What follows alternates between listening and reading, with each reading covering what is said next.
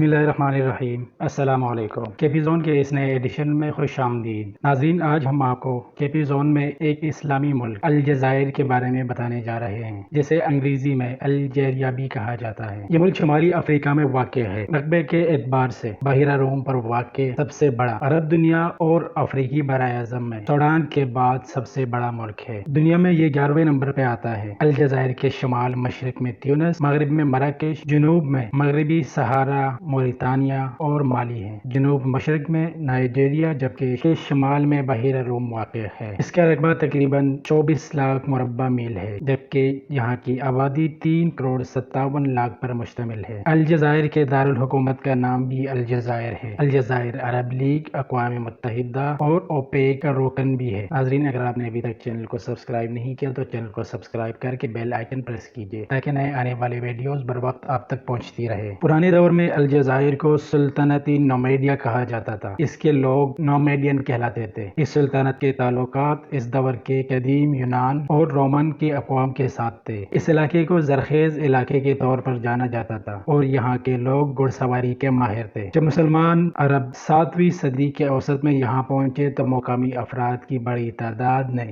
اسلام قبول کر لیا۔ عرب سلطنت کے 751 عیسوی میں زوال کے بعد بہت ساری مقامی بربر سلطنتیں قائم ہوئی، جن میں الغالبہ، الموحدون، الودید، زیریون، رستمیوں، حمیدیوں اور فاطمی وغیرہ شامل ہیں۔ ہسپانویوں نے شمالی افریقہ میں توسیع پسندوں نے کیتھولک بادشاہ اور ملکہ کی مدد سے آئیبیرین کے جزیرہ نما پر قبضہ کر لیا۔ الجزائر کے ساحل پر بہت سارے قصبوں اور بیرونی چوکیوں پر ہسپانویوں نے قبضہ کر لیا۔ 15 جولائی 1510 کو الجزائر کے بادشاہ کو زبردستی ہسپانوی بادشاہ کے سامنے ہتھیار ڈالنے پر مجبور کر دیا گیا۔ بعد ازاں 1516 کو 1300 ترک سپاہی 16 بحری جہازوں کی مدد سے یہاں قبضہ کر کے الجزائر کو سلطنت عثمانیہ سے ملا دیا۔ الجزائر کو خیر الدین بربر اور اس کے بھائی عروج نے 1517 میں سلطنت عثمانی سے جوڑ دیا۔ 1541 میں مقدس رومن سلطنت کے بادشاہ چارلس پنجم نے الجزائر پر 65 بحری جہازوں اور 23,000 فوجیوں کی مدد سے حملہ کر دیا۔ اس فوج میں 2000 گھڑ سوار بھی شامل تھے، تاہم انہیں بدترین شکست ہوئی اور الجزائر کے رہنما حسن آغا کو قومی رہنما مان لیا گیا۔ الجزائر بہت بڑی فوجی قوت بن کر ابھرا۔ الجزائر میں 48 صوبے، 553 اضلاع اور 1541 بلدیات ہیں۔ ہر صوبے اور ضلع اور بلدیات کا نام عموماً اس کے بڑے شہر پر رکھا جاتا ہے۔ آئین کے مطابق ہر صوبے کو کسی حد تک معاشی آزادی حاصل ہوتی ہے۔ پیپل پروونشل اسمبلی صوبے پر حکومت کرتی ہے اور اس کا اپنا صدر، جسے اراکینی اسمبلی چنتے ہیں۔ اسمبلی کے ارکان کو 5 سال کی مدت کے لیے عام انتخابات سے چنا جاتا ہے۔ والی یعنی گورنر بھی ہر صوبے کے لیے الگ موجود رہتا ہے۔ والی کو ملک کا صدر مقرر کرتا ہے۔ مدنی تیل ملک کی معیشت کے لیے ریڑھ کی ہڈی کا درجہ رکھتا ہے اور کل قومی آمدنی کا 30% سے زیادہ پیدا کرتا ہے، تاہم یہ مقدار برآمدات کے 95% پر مشتمل ہے۔ تیل کے ذخائر کے حوالے سے الجزائر دنیا کے 14ویں نمبر پر ہے۔ یہاں کل 11.8 ارب بیرل کے ذخائر کا تخمینہ لگایا جا چکا ہے، تاہم اصل مقدار اس سے زیادہ بھی ہو سکتی ہے۔ امریکی توانائی انفارمیشن ایڈمنسٹریشن کے محکمے کی 2005 کی رپورٹ میں بتایا گیا کہ الجزائر میں 160 کرب ماکعب فٹ قدرتی گیس کے ذخائر موجود ہے، جو دنیا بھر میں 8ویں نمبر پر آتے ہیں۔ مدنی تیل اور گیس کے علاوہ ملک کی آمدنی 2003 سے 2007 تک 6% سالانہ کے حساب سے بڑھی ہے۔ بیرونی قرضے تقریباً ختم ہو چکے ہیں اور حکومت نے تیل کی آمدنی سے فنڈز قائم کیا ہے۔ افراطی زر کی شرح پورے خطے میں سب سے کم ہے اور 2003 سے 2007 تک محض 4% رہی۔ الجزائر کے معاشی اور مالی اشاریے 1990 کی دہائی کے اوسط سے بہتر ہونے لگے تھے۔ اس کی اہم وجہ پریس کلب کے قرضوں کی بین الاقوامی مالیاتی فنڈنگ کی طرف سے ری شیڈولنگ تھی۔ 2000 اور 2001 میں الجزائر حکومت کی آمدنی پر تیل کی بڑھتی ہوئی قیمتوں اور حکومت کی سخت مالیاتی پالیسیوں سے مثبت اثرات مرتب ہوئے۔ اس سے تجارتی